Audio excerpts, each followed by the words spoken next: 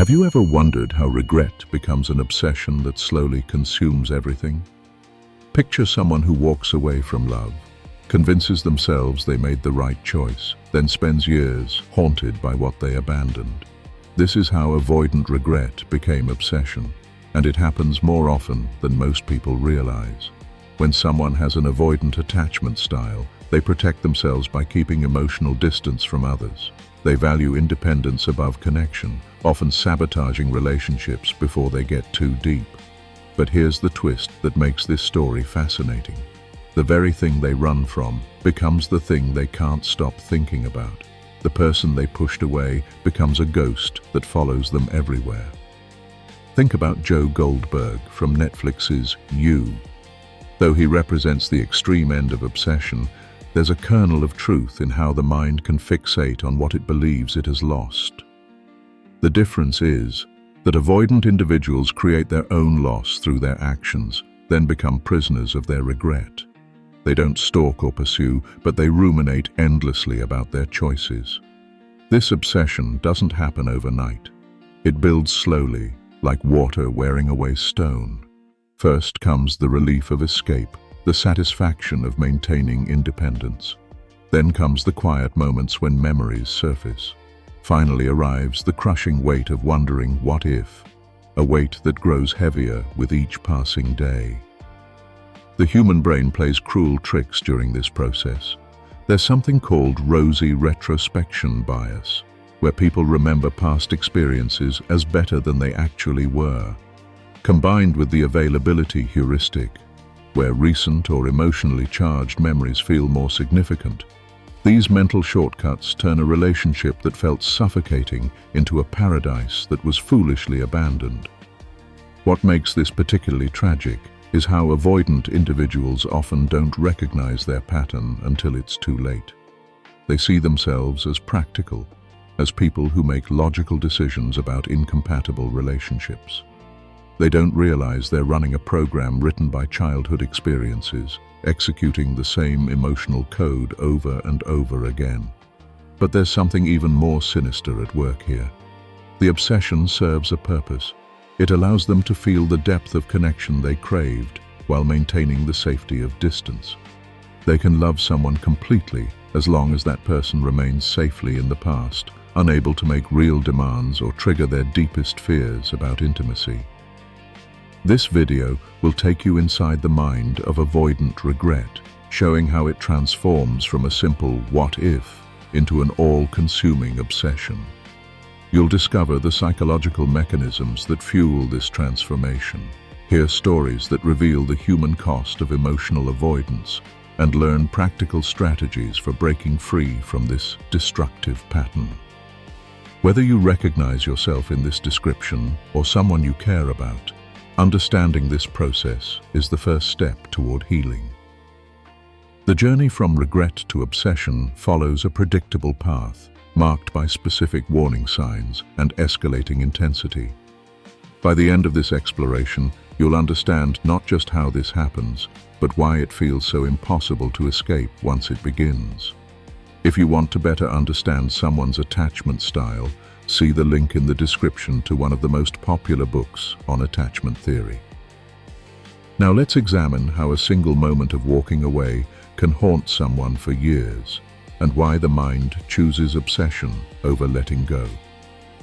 There was once a brilliant software engineer named Marcus who had everything figured out, or so he thought. At 28, he had built a successful career, owned a beautiful apartment, and prided himself on never getting too caught up in relationships. When he met Sarah at a coffee shop, something shifted inside him that he didn't recognize and certainly didn't trust. Sarah was different from the women he usually dated. She asked questions that made him uncomfortable, not because they were inappropriate, but because they required emotional honesty. She wanted to know about his fears, his dreams, his family. When she suggested meeting his parents after 6 months of dating, Marcus felt something he couldn't name, a tightening in his chest, a need to run. But here's where the story takes an interesting turn. Instead of having an honest conversation about his discomfort, Marcus began building a case against the relationship in his mind. He catalogued every small incompatibility, every moment of mild annoyance. Sarah liked romantic comedies. He preferred documentaries. She wanted to travel to places he found impractical. She talked about the future in ways that made him feel trapped. The confirmation bias kicked in with devastating efficiency. Once Marcus decided the relationship wouldn't work, his brain became a detective collecting evidence to support that conclusion. Sarah's laugh, which once charmed him, now seemed too loud. Her spontaneity, previously exciting, now felt chaotic and unreliable. He was building a prison of perspective without realizing it. The breakup happened on a Tuesday evening in October.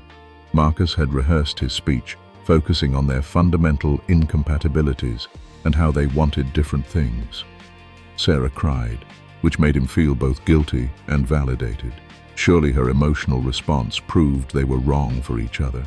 He walked away feeling sad, but certain he had made the mature, logical choice. For the first month, Marcus felt vindicated. He threw himself into work, went on dates with other women, and congratulated himself on avoiding a messy entanglement. He was like Chuck Bass from Gossip Girl in those early seasons, convinced that emotional distance was sophistication, that caring less was winning more. But something strange began happening around month 2. Marcus found himself thinking about Sarah at odd moments, not missing her exactly, but wondering what she was doing. He drove past her neighborhood sometimes, telling himself it was just a convenient route. He checked her social media profiles, then felt disgusted with himself for caring. By month 6, the thoughts had become invasive. Marcus would lie awake, analyzing every conversation they'd had, reinterpreting moments through a new lens. Maybe her desire to meet his parents wasn't pressure. Maybe it was genuine interest in his life. Maybe her emotional openness wasn't weakness. Maybe it was courage he lacked. The rosy retrospection bias was working overtime now. Marcus remembered Sarah's laugh as musical rather than loud. Her spontaneity became adventure rather than chaos. Most painfully, he began to remember how safe he had felt with her, how she had somehow made vulnerability feel possible rather than dangerous. But here's the cruel twist in this story. The more Marcus idealized Sarah, the more impossible it became to reach out to her. The woman in his memory had become perfect, and the relationship they'd had became paradise lost. How do you apologize to a saint for being human?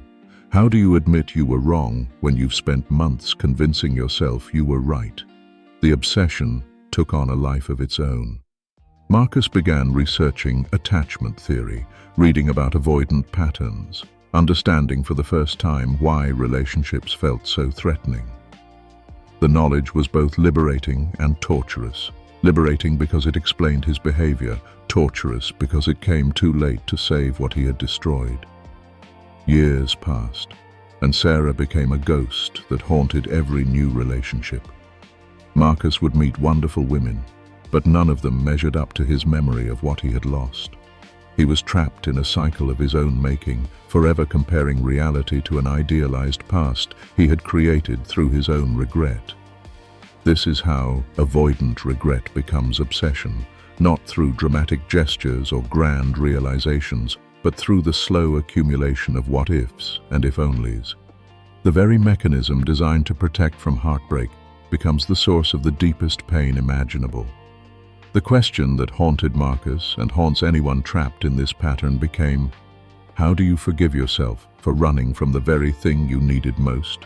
And perhaps more importantly, how do you learn to stay when every instinct screams to run? Understanding this pattern is the first step toward breaking free from it, but recognition alone isn't enough.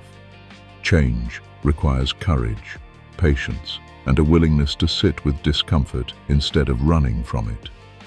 Breaking free from avoidant regret obsession requires a complete rewiring of how you think about relationships, discomfort, and yourself.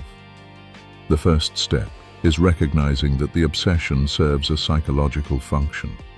It allows you to feel love while maintaining safety through distance. Understanding this paradox is crucial because it explains why simply getting over it feels impossible. Start by practicing radical honesty with yourself about your patterns. When you find yourself romanticizing a past relationship or person, ask yourself specific questions. What were the actual problems in this relationship? What role did your behavior play in the outcome? What fears drove your decision to leave?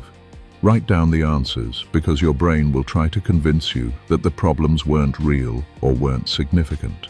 The next step involves challenging the cognitive distortions that fuel obsession. Remember that rosy retrospection bias we discussed? Combat it by creating a balanced narrative. For every wonderful memory you've idealized, write down a corresponding challenge or conflict that existed. This isn't about demonizing your past partner.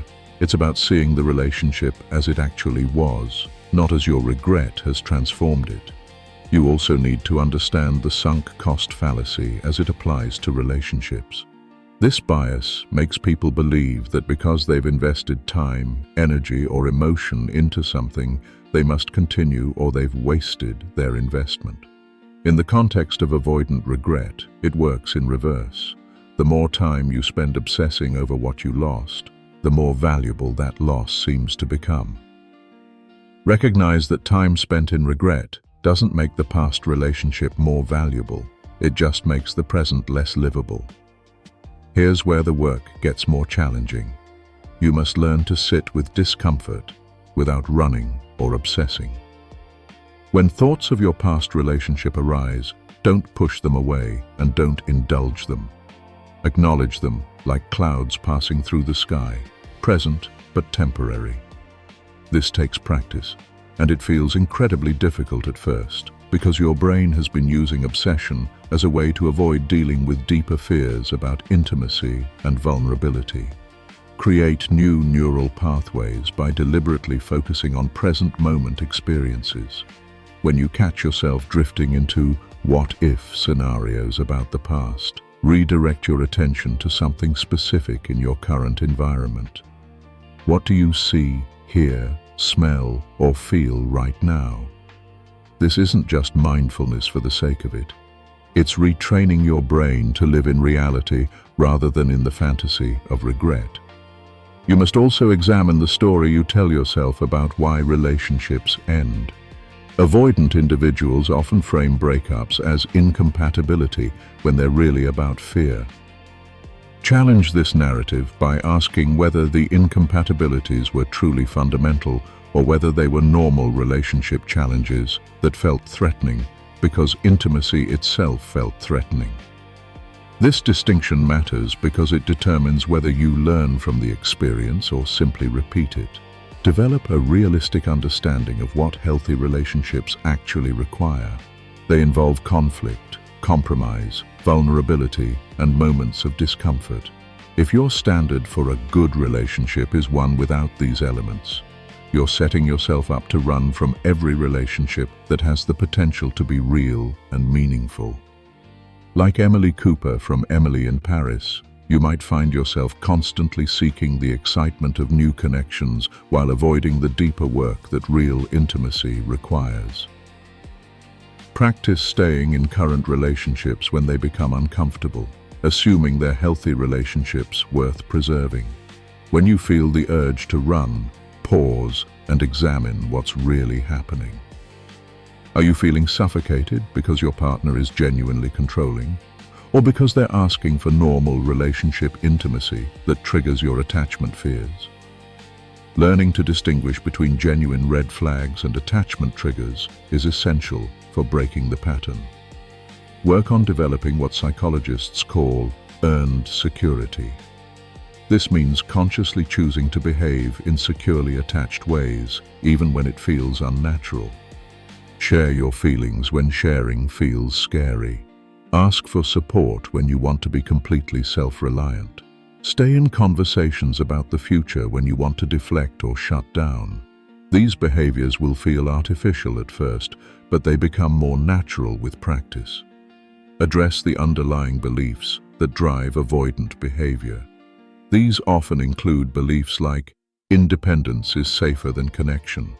People always leave eventually, or needing someone makes you weak.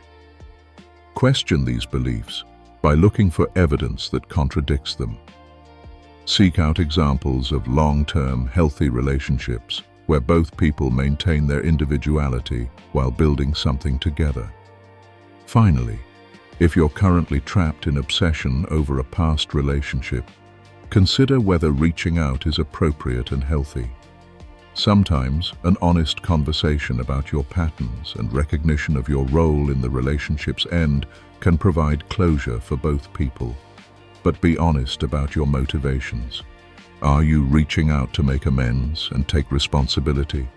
Or are you hoping to restart something that ended for legitimate reasons? Remember that breaking these patterns takes time and often professional support. The obsession developed over months or years, and it won't disappear overnight. Be patient with yourself while maintaining commitment to change. The goal isn't to become someone who never feels doubt or fear in relationships. It's to become someone who can feel those emotions without being controlled by them. When you achieve this, you'll find that relationships become sources of growth rather than threats to be escaped. The journey from avoidant regret obsession to healthy relationship patterns is not just about changing behavior. It's about rewriting the fundamental story you tell yourself about love, connection, and what it means to be human. Marcus, the software engineer from our story, represents countless individuals who have learned that running from love doesn't protect them from pain. It just changes the type of pain they experience. The obsession that develops from avoidant regret serves as both prison and teacher. It keeps you trapped in cycles of what if and if only, but it also reveals the depth of your capacity to love and connect. The intensity of the regret proves that beneath the avoidant patterns lies a person who deeply wants connection. They've just learned to fear it more than they trust it. This understanding should bring both comfort and urgency to your healing process. Comfort because it means you're not broken or incapable of love. You're someone who loves so deeply that it scares you. Urgency because every day spent in obsession over the past is a day not invested in creating the connected future you actually want. The cognitive biases we've explored, rosy retrospection, confirmation bias, the sunk cost fallacy, these aren't character flaws, but normal functions of the human brain trying to make sense of complex emotional experiences. Recognizing them gives you power over them. When you understand why your mind idealizes what you've lost while minimizing what you have, you can begin to see both past and present more clearly. Take action on the strategies we've discussed, but remember that insight without implementation changes nothing. Start with small steps. The next time you catch yourself romanticizing a past relationship, write down 3 specific challenges that existed in that relationship. When you feel the urge to run from current intimacy, pause and ask yourself whether you're responding to genuine incompatibility or to attachment fear. The character Serena van der Woodsen from Gossip Girl often ran from relationships when they became too real, then spent episodes pining for what she had lost. Don't let this become your story. The difference between fiction and real life is that you have the power to choose a different ending. Your attachment style was formed through early experiences, but it's not your destiny. Every interaction, every relationship, every moment of choosing vulnerability over self-protection is an opportunity to rewire those early patterns. The brain's neuroplasticity means that new experiences can literally change your neural pathways, creating new default responses to intimacy and connection. Consider this your call to courage. The next relationship that triggers your avoidant patterns is not a threat to be escaped, but an opportunity for growth to be embraced. The discomfort you feel when someone gets close isn't evidence that they're wrong for you. It's evidence that they might be right for you in ways that challenge your familiar patterns.